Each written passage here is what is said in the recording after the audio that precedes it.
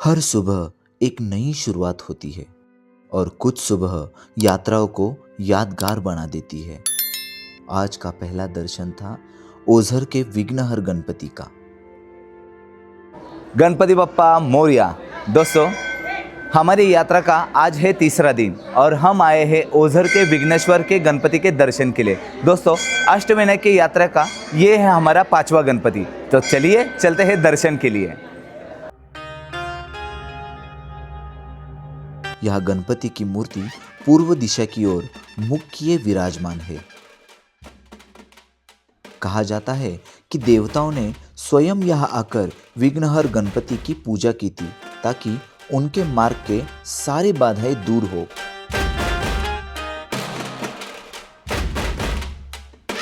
दर्शन के बाद मंदिर परिसर को निहारते हुए मन अपने आप ठहर जाता है।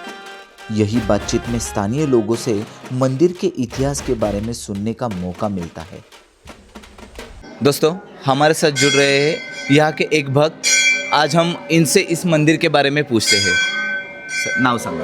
वसंत निवृत्ती ढमाले. या मंदिराबद्दल थोडी माहिती सांगा. माहिती म्हणजे आमचा जन्मच इथे झाला आहे. ते छोटंसं मंदिर, ते गणपतीचं खरं मंदिर. ते वाला. ते जे सामने दिसतंय दिवा लागला, हा हे दिवा लागलेला.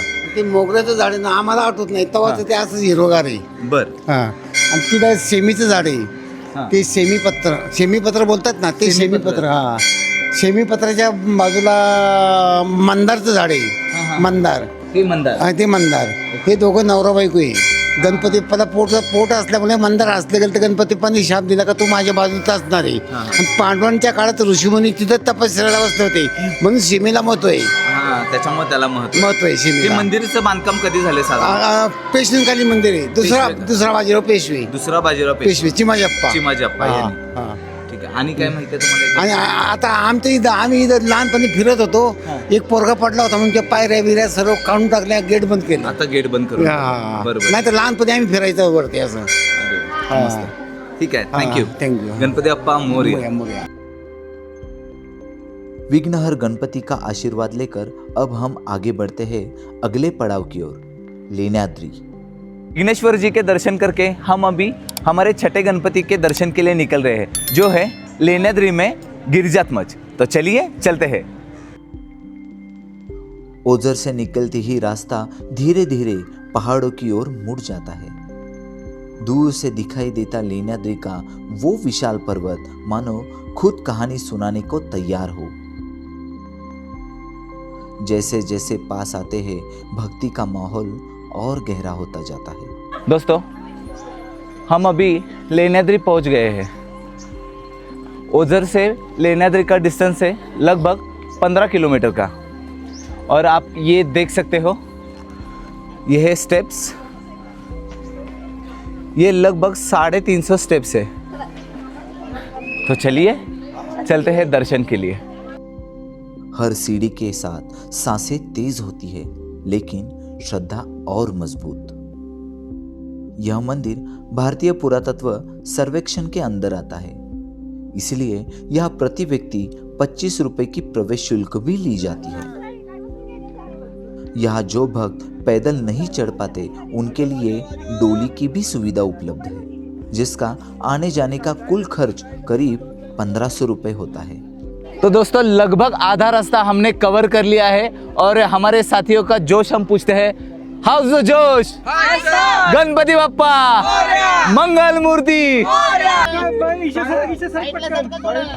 चारों ओर फैला वो दृश्य शब्दों में बयां करना मुश्किल है। दर्शन की कतार लंबी थी, इसलिए परिवार को दर्शन लाइन में खड़ा करके भाई के साथ यहाँ की गुफाएं देखने निकल पड़े। दोस्तों, मैं आया हूँ लेण्याद्री की गुफा देखने अभी ऊपर की तरफ। मेरे पीछे का नज़ारा आप देख सकते हो, कितना ब्यूटीफुल लग रहा है। ये देखिए, इसे कहते हैं सह्याद्री। देखिए कितना ब्यूटीफुल है। तो चलिए चलते हैं आगे की तरफ।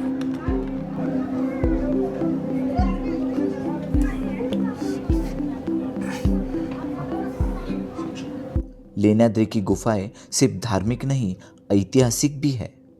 कभी ये स्थान बौद्ध साधकों का निवास रहा था।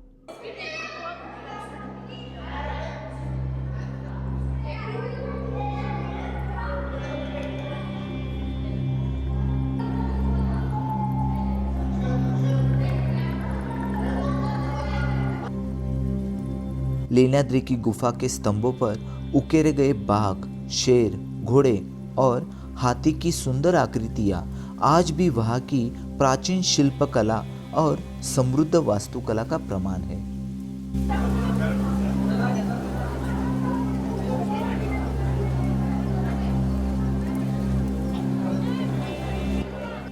और फिर वो पल आता है जब गिरिजात्मज गणपति सामने विराजमान होते हैं।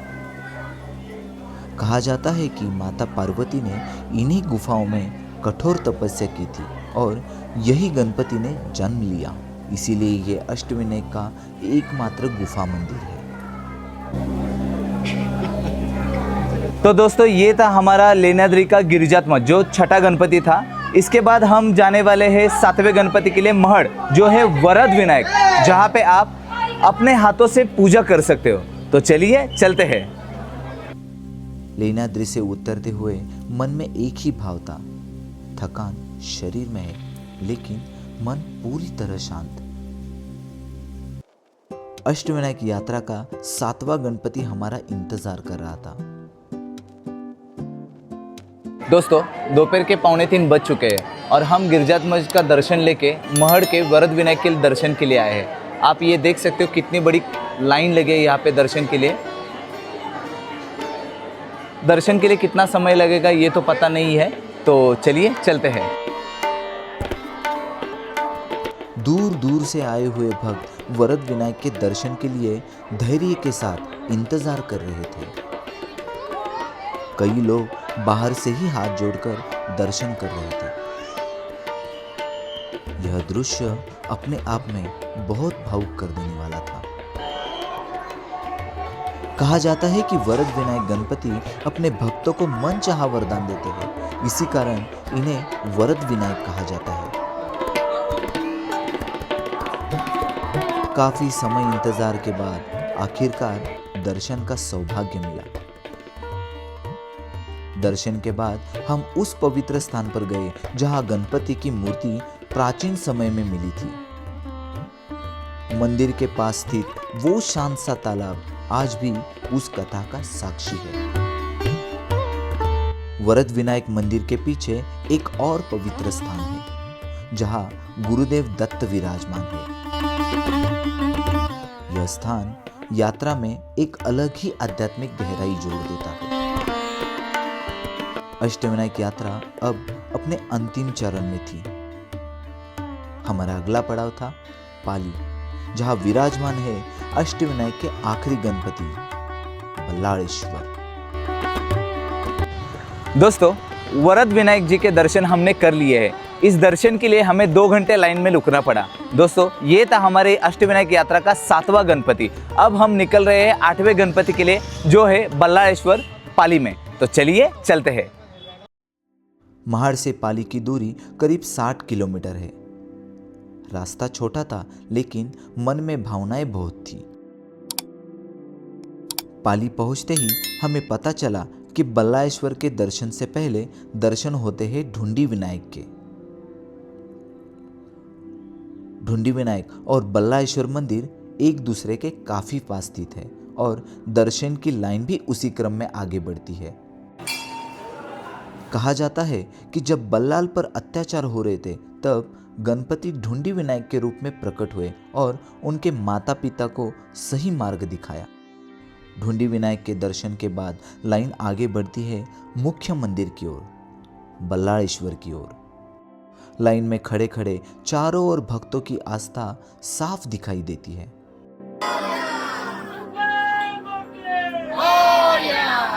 गणपति बाप्पा मोरया के जयकारों से पूरा परिसर गूंज उठता है। मंगल मूर्ति गणपति बाप्पा। बल्लाळेश्वर अष्टविनायक के एकमात्र ऐसे गणपति है जो अपने भक्त बल्लाल के नाम से जाने जाते हैं। कहा जाता है कि बल्लाल की भक्ति से प्रसन्न होकर गणपति स्वयं यहाँ प्रकट हुए और हमेशा के लिए यही विराजमान हो गए।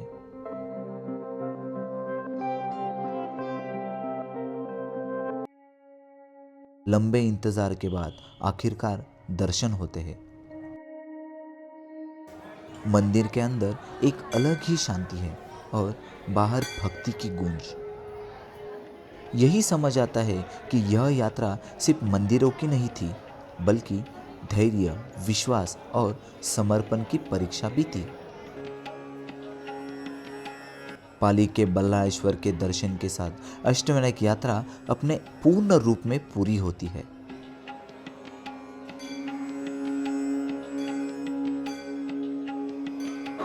दोस्तों, अष्टविनायक की यह पवित्र यात्रा हम बल्लाळेश्वर के दर्शन के साथ ही समाप्त कर रहे हैं। दोस्तों, ये धार्मिक यात्रा अगर आपको पसंद आई हो तो मेरे वीडियो को लाइक कीजिएगा, चैनल को सब्सक्राइब कीजिएगा और ज़्यादा से ज़्यादा लोगों को शेयर कीजिएगा। चलिए, अपने और अपने परिवार का ख्याल रखिएगा। जय गणेश।